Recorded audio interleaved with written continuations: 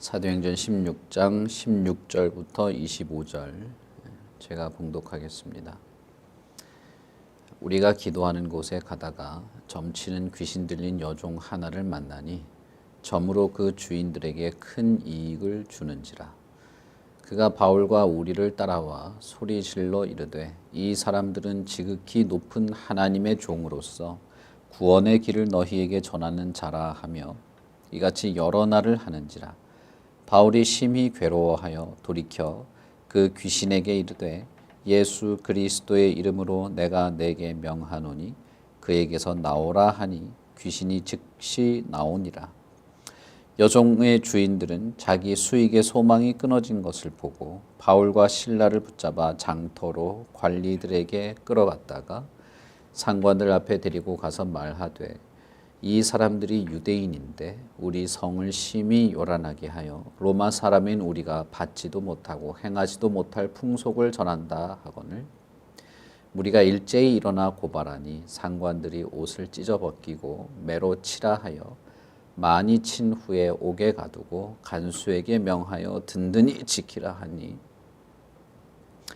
그가 이러한 명령을 받아 그들을 깊은 옥에 가두고 그 발을 착고에 든든히 채웠더니 한밤중에 바울과 실라가 기도하고 하나님을 찬송하며 죄수들이 듣더라.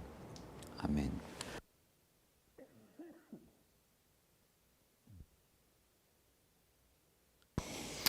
사도행전 16장에는 빌립보에서 만나서 복음을 듣고 변화되는 사람들이 나옵니다.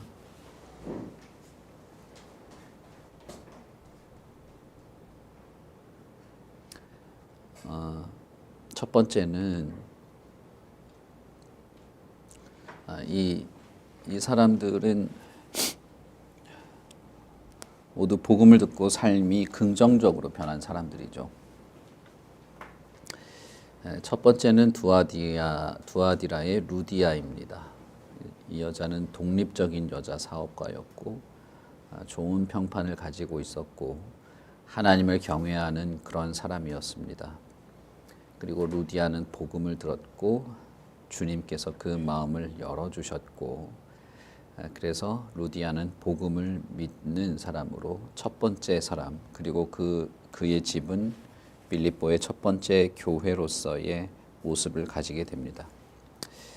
두 번째는 귀신 들린 노예 소녀 여종이었는데 이 사람은 앞선 루디아와는 많이 다른 상황에 있죠. 이 사람은 복음을 듣고 예수를 믿고 변화되는 그런 내용을 가지고 있지 않습니다. 그런 내용이 아닌데 그러나 복음을 전하는 전도 사역 가운데 어떤 변화된 모습을 가진 사람으로 등장하게 됩니다. 그것은 이 여종이 귀신에 사로잡혀 있었다가 예수 그리스도 이름으로 놓이게 되는, 자유하게 되는 그런 장면이 있는 것이죠. 귀신 들린 노예 소녀를 16절부터 말하게 되는데 이 노예 소녀의 주인들은 자신들의 물질적인 이득을 위해서 이 노예 소녀를 점치는데 이용하고 있었습니다. 그리고 이 단순히 귀신 들린 여종이 아니고 점치는 귀신 들린 여자라는 표현으로 되어 있죠. 이건 아마 누가의 생각이었을 겁니다. 그 도시에 있는 사람들은 이 여종이 귀신 들렸다거나 점치는 귀신이 들렸다거나 라고 생각하지 않고 신탁을 받아서 예언을 하는 일종의 무당으로서의 역할을 하는 그런 노예였을 것이 분명합니다. 당시 빌립보 지역의 종교와 깊은 관련이 있는 것이죠. 그러니까 우리나라 토속 신앙에서 무당은 신내림이라는 걸 하지 않습니까? 그래서 뭔가 점치는 일을 하는데 이것은 단순히 무슨 귀신 들렸다, 그래서 어떤 미래를 예언한다라는 그런 정도의 내용이 아니고 그 도시와 그 도시의 종교에 아주 뿌리 깊은 관련을 맺고 있는 그런 것이죠. 우리나라도 이 토속 종교에 아주 뿌리 깊은 토속 종교에서 그게 보여지고 자기들은 뭐 신을 모신다 이런 소리를 하지만 우리가 볼 때는 단순히 그냥 악령에 사로잡힌 것일 뿐이죠. 그러니까 누가와 바울의 일행들이 볼 때는 그냥 점치는 귀신 들린 그런 불쌍한 노예 소녀에 불과한 것입니다. 그러나 빌립보 도시에 특히 이 여종을 사용하고 있는 주인의 입장에서는 그리스 헬라 문화에서 많은 신들이 있는데 거기에는 그 신들의 신탁을 받아서 전하는 무당으로서의 어떤 그런 종교와 아주 밀접한 관련이 있는 그런 소녀였다. 이렇게 생각하시면 되겠습니다. 이것이 이제 큰 문제가 되는 것이죠.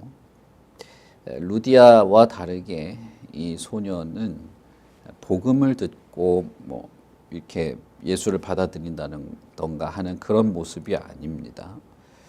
오히려 이 일행들을 따라다니면서 괴롭히고 있었습니다. 계속 따라다니면서 소리를 지르면서 사람들의 주의를 끌고 있었죠. 지극히 높은 하나님의 종들이다.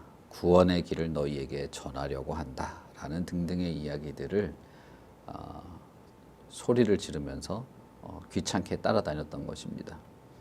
이 내용 자체는 빌립보에 있는 사람들의 주의를 끌만한 것이었고 바울 사도와 일행들에 대한 내용들을 오히려 사람들에게 뭐라고 할까요? 이렇게 호기심을 일으킬 만한 그런 것이었습니다.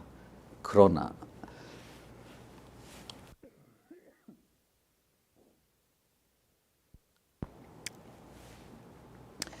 바울과 이 일행들에게 있어서 이 여종은 별로 달가운 존재가 아니었습니다.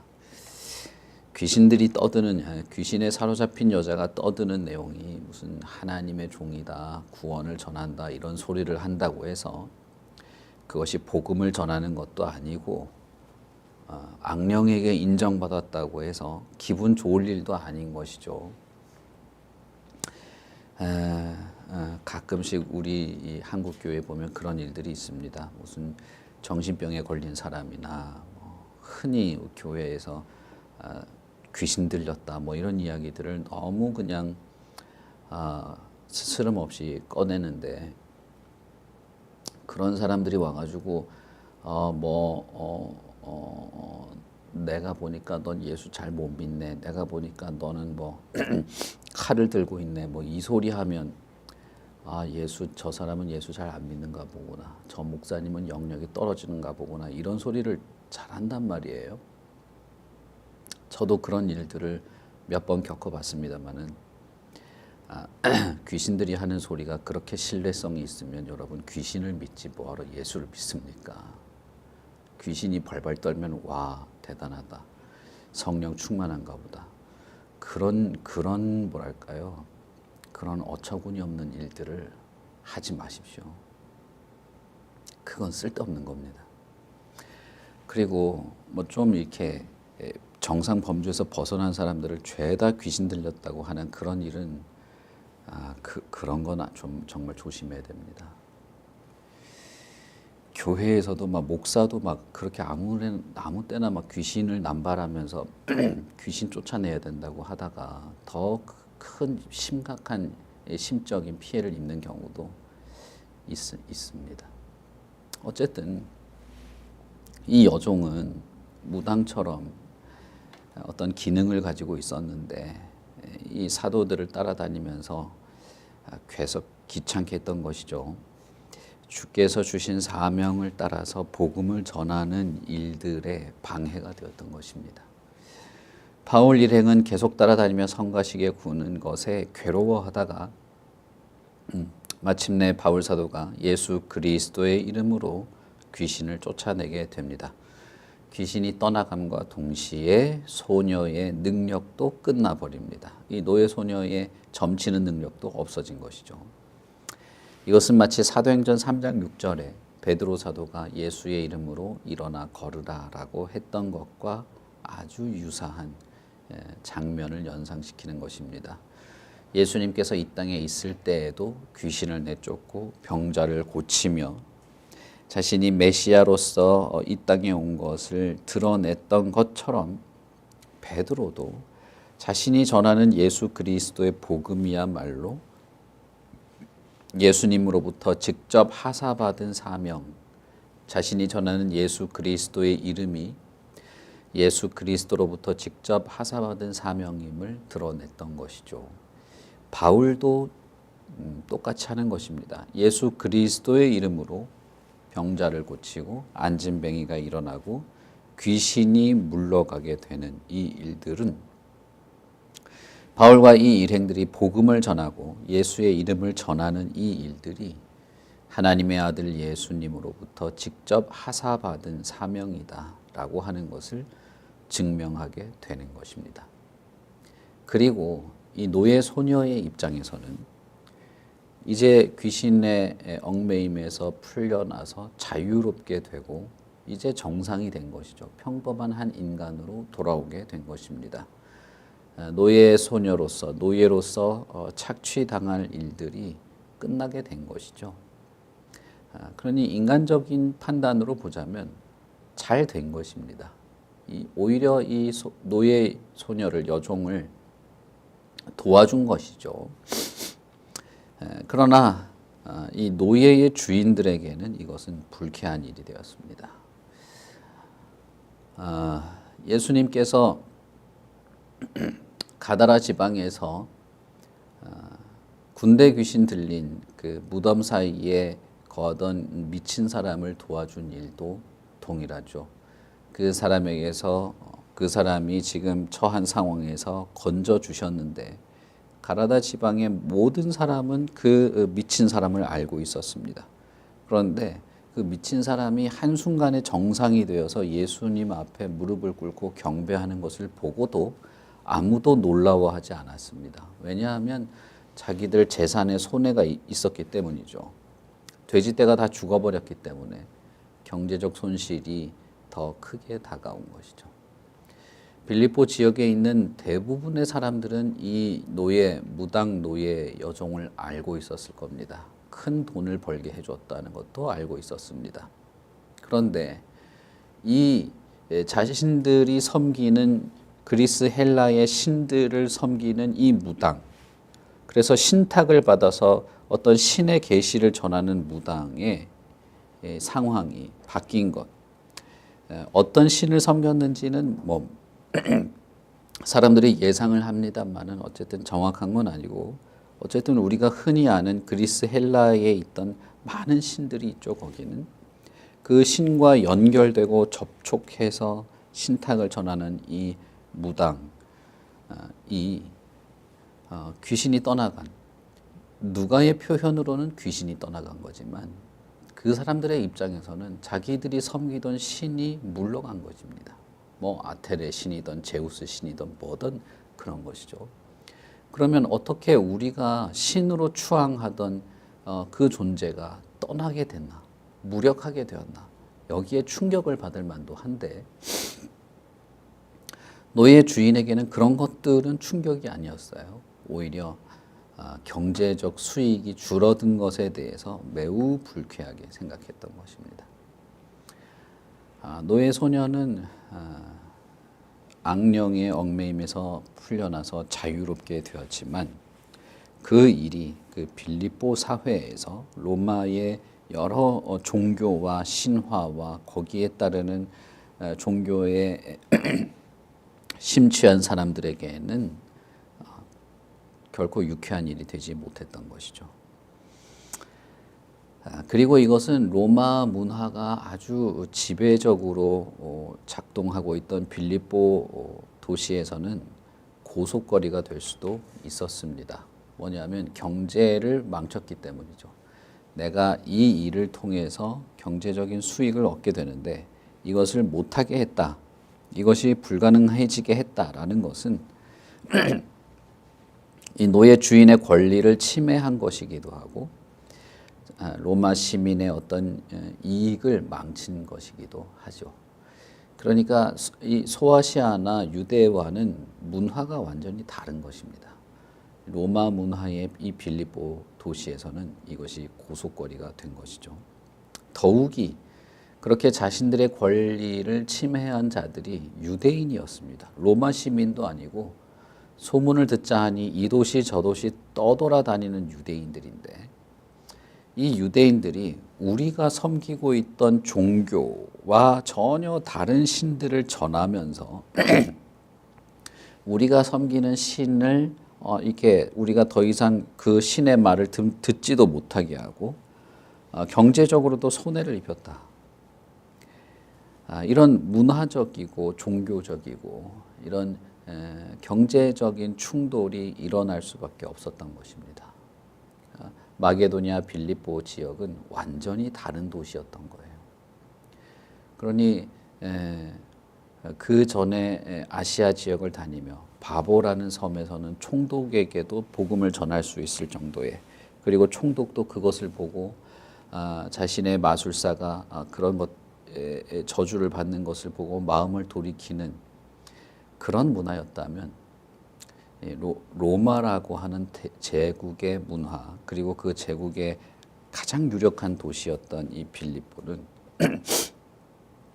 완전히 다른 인종과 문화와 종교, 사회 시스템을 가지고 있었던 것이죠. 이방인들로 인해서 로마 시민이 피해를 입었다라는 이 소문, 이런 일들은 결코 이 도시에서는 용납될 수 없는 것이었습니다. 그래서 고소를 하고 많은 사람들이, 무리가 일제히 일어나서 고발하기 시작한 것이죠. 그러니 이 바울과 그 일행이 유대인이었다는 것, 그리고 다른 종교를 전하고 있다고 하는 것들을 고소를 해서, 그런 점을 들어서 옷을 벗기고 매질을 하고 감옥에 가두게 됩니다. 단순히 귀신에 들려서 피폐해진 한 인간을 도와주었다라고 이해되지 못한 것이죠.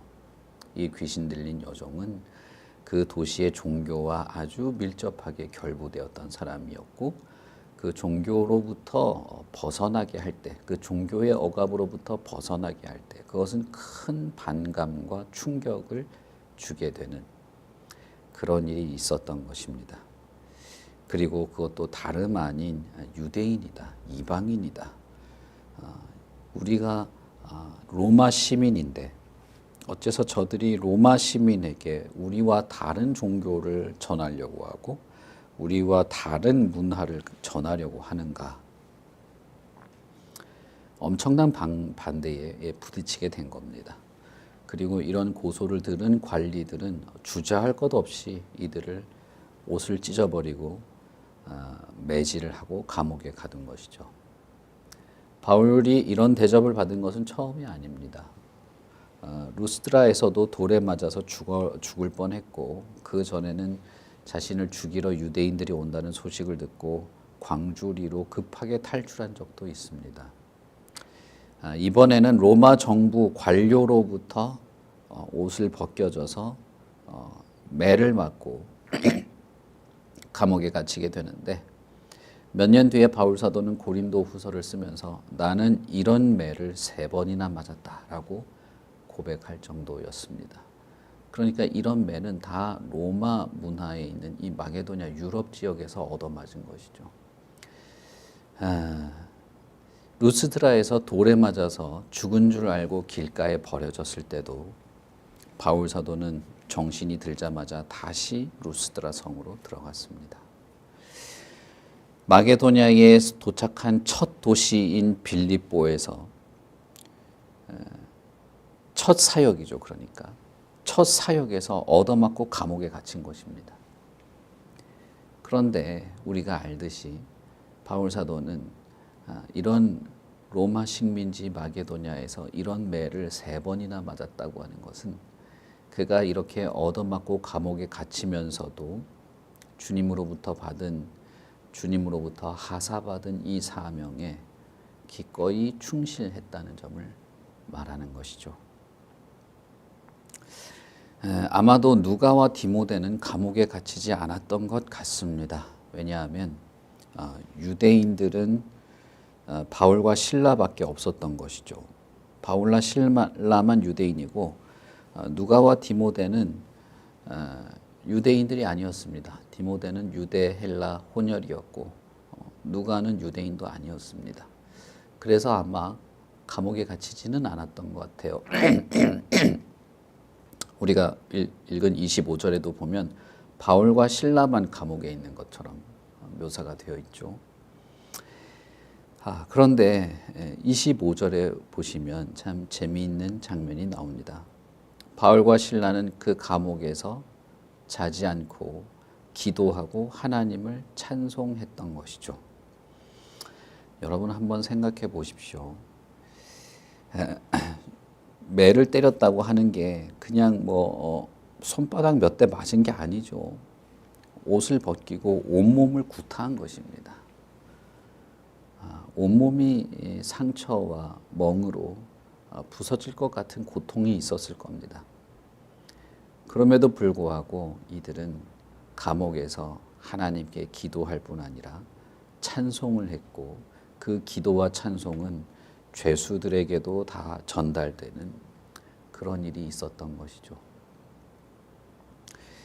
성령의 충만한 은혜와 능력 안에서 예수께서 주시는 사명을 감당하게 될 때 어떤 경우는 회당을 찾아다니기도 했고 유대인들을 만나러 다니기도 했고 특정한 사람들을 불러서 전하기도 했고 초대를 받아서 전하기도 했습니다. 그러나 그러지 못할 때도 있었던 것이죠. 그저 자신의 고통스러운 상황에서도 굴하지 않고 하나님을 원망하거나 좌절해 있거나 낭망해 있거나 쓰러져 있거나 내가 왜 이런 상황에 처해졌는가 의문 속에서 곤란해하지 않고 그저 하나님의 선하신 손길들을 찬송하고 있었던 것입니다. 자신들이 이렇게 귀신 들린 여자를 도와줬는데도 불구하고 얻어맞고 감옥에 갇힌 것에 대해서 어떻게 이것이 선한 하나님의 손길인가를 우리는 질문해 볼 수도 있습니다. 그러나 어쨌든 바울과 실라는 그런 모습이 아니었다는 거예요. 그렇게 실망하고 좌절하고 자신의 삶이 꼬여버린 것에 대해서 무기력하지 않았습니다. 제가 지난주에도 말씀드렸습니다마는 내 삶의 부조리함에 눈을 돌리게 되면 뭐든지 다 부조리해요. 다 무기력하고 힘이 빠지고 어떻게 해야 할지 모르겠고 자신의 변화된 삶이나 자신의 심리적인 문제나 영혼의 가람 속에서 방황하게 됩니다. 그러나 바울과 실라는 이런 억울한 상황에서도 하나님을 바라보았다는 것입니다. 그리고 하나님을 찬송한 것입니다. 여러분 여기서 주의해야 할 것이 있는데 하나님이 변한 게 아니죠. 하나님은 변하지 않고 언제나 동일합니다. 그리고 그 동일하신 하나님 자신을 기뻐하는 것입니다. 내가 하나님을 바라보고 기도하고 찬송했더니 마음이 편해졌어. 그래서 기쁘다. 그럴 수도 있죠, 물론. 그것도 좋은 것입니다. 그러나 여러분, 내 기분이 좋아지고 내 마음이 좀 위로받고 내 이 불안한 기분이 좀 누그러졌다고 해서 기뻐하고 좋아하는 그런 내용이 아니라는 것입니다. 이것이 좀 어렵게 들릴 수 있을지도 모르겠어요. 그러나 분명한 것은 그것입니다. 바울과 실라가 감옥에 갇혔을 때 기도했더니 기분이 좀 풀어지고 좀 마음이 좀 안정이 되니까 좋아졌다. 그런 게 아닙니다. 그들은 여전히 하나님에 대하여 동일한 태도를 가지고 있었을 뿐입니다. 배부를 때도 하나님에 대해서, 배고플 때도 하나님에 대해서, 내가 건강할 때도 하나님에 대해서, 병들었을 때도, 사람들에게 얻어맞아서 감옥에 갇혔을 때도 하나님을 대하는 태도 자체는 변함이 없었다는 거예요. 우리는 흔히 우리의 상황과 형편과 심리적인 많은 어떤 고통들이 시작되고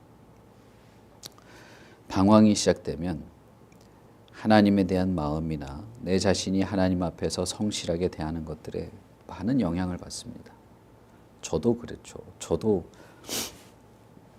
피곤하거나 몸이 아프거나 사람들 사이에서의 어떤 그런 오해가 생기거나 이렇게 되면 정신적으로 막 방황을 하기 시작합니다. 잘 되지 않는 것이죠. 그럴 때마다 제가 항상 느끼고 경험하는 것은 어느 순간 내 마음의 어떤 중심이 나에게 너무 이렇게 왔다는 거예요. 내 상황과 내 현실과 내 형편에 너무 이게 내가 눈을 거기에만 돌리고 있다는 겁니다. 내 눈을 돌려서 하나님을 보고 하나님 자신을 인정하고 살아계신 하나님 그분을 그 자체로 기뻐하며 바라보는 것들이 그 시선이 나에게로 다시 돌아왔다는 것을 종종 느낍니다. 바울과 실라는 한밤중에 상황이 좋고 기분이 좋아서 기도하고 찬송한 것이 아닙니다. 이들은 어떤 형편이든 하나님 자신을 그렇게 바라보았던 사람들이라는 것이죠. 그리고 그것은 일부러 찾아다니고 누구를 만나고 누구 집에 방문해서 복음을 전하고 그런 것은 아니었지만 그러나 하나님을 바라보는 그 마음의 태도가 동일하고 그래서 찬송할 때 그 감옥에 갇힌 다른 죄수들에게도 복음의 혜택, 하나님의 영광과 찬송을 들려주는 그런 기회가 되기도 했던 것입니다. 붙잡고 예수에 대해서 설명하고 논리를 전하고 하지 못했다 할지라도 죄수들에게 찬송이 전해지고 하나님을 노래하고 하나님을 바라보는 이들의 모습이 전달되었다라고 하는 것이 누가가 여기에서 꼭 기록하고 싶었던 내용인 것이죠. 나중에 로마에 압송되어서 로마 감옥에 갇혔을 때 라는 사람도 그래서 얻게 되죠. 그런 것을 볼 때 여러분 예수 그리스도 안에서 우리가 성령의 충만함을 얻고 예수 그리스도께서 주시는 사명을 감당하며 살아가는 것은 성령 충만해지니까 내가 기분이 좋아졌다. 나한테 뭐가 일어났다라고 하는 것 그 이상입니다. 어떤 형편과 어떤 상황이든 내가 하나님을 바라보고 하나님을 경험하고 하나님을 즐거워하고 하나님으로부터 얻게 되는 모든 영적인 풍요로움을 말하는 것이기도 할 것입니다.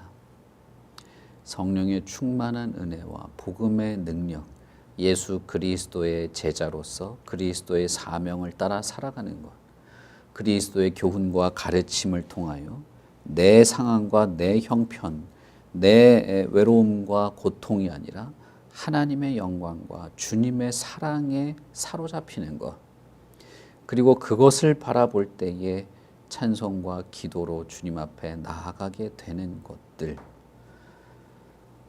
그것들이 있는 것이죠. 성령은 여전히 바울과 실라도 다루고 있는 것입니다. 루디아를 만나고 그의 마음을 열 뿐 아니라 성령은 바울과 실라 같은 사람을 여전히 실망하지 않고 하나님을 바라보도록 돕고 있는 것이죠. 저는 바울과 실라가 대단한 사람이다 이런 말을 드리고 싶은 게 아닙니다.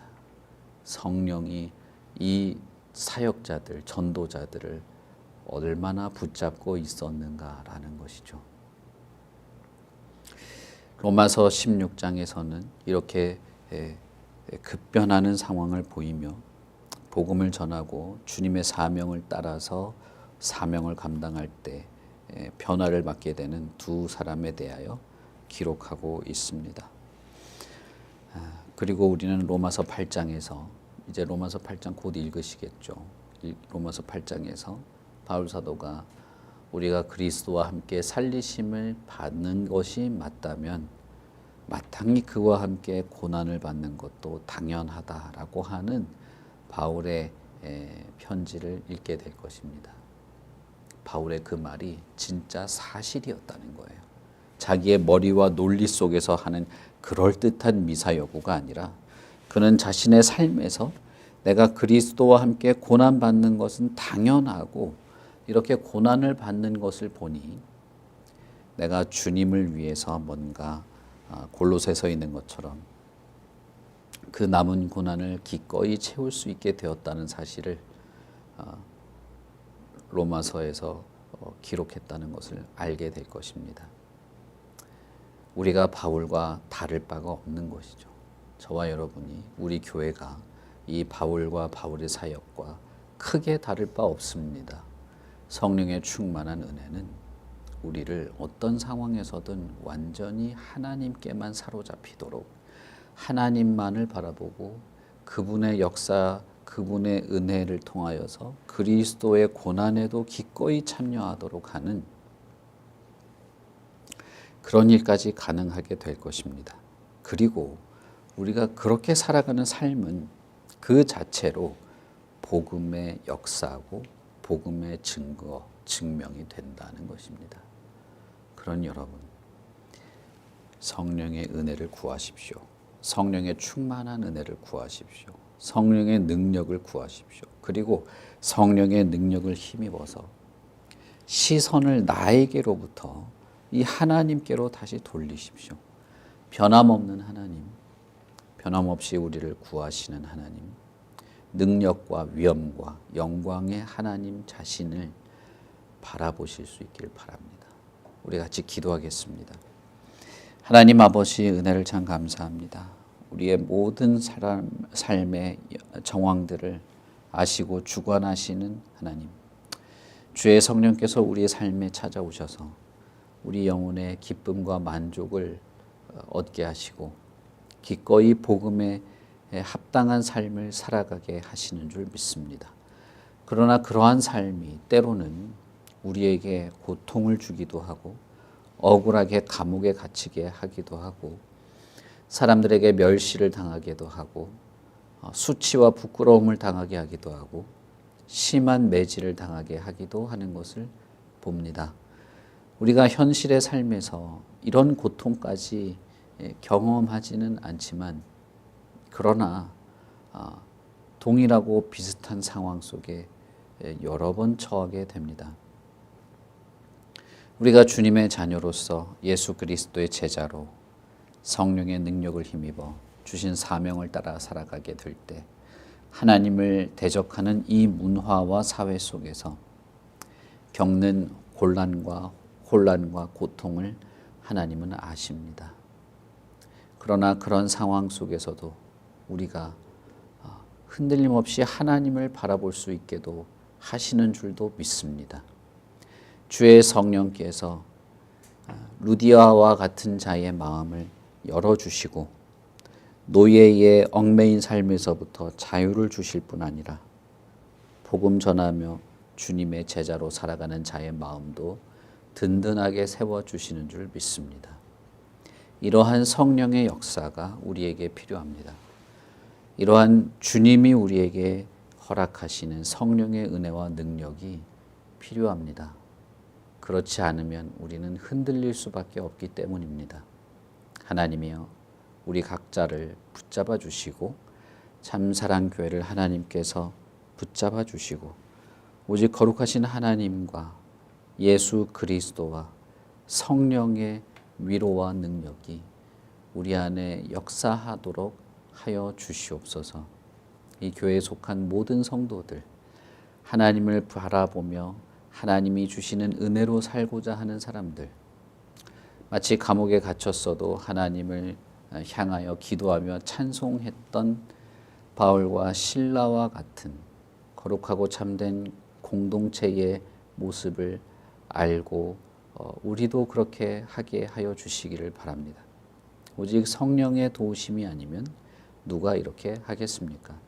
그리고 그러한 삶이 우리의 개인적인 삶뿐 아니라 우리의 주변의 모든 환경과 우리 공동체에 참으로 은혜롭고 영광스러운 복음의 역사들을 이루어 가도록 하여 주시옵소서.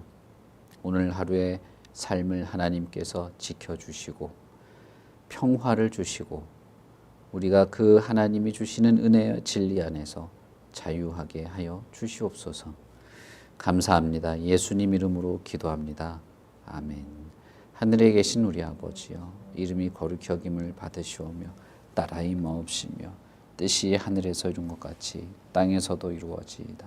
오늘날 우리에게 일용할 양식을 주옵시고 우리가 우리에게 죄 지은 자를 사하여 준 것 같이 우리 죄를 사하여 주옵시고 우리를 시험에 들게 하지 마옵시고 다만 악에서 구하옵소서. 대개의 나라와 권세와 영광이 아버지께 영원히 있사옵나이다.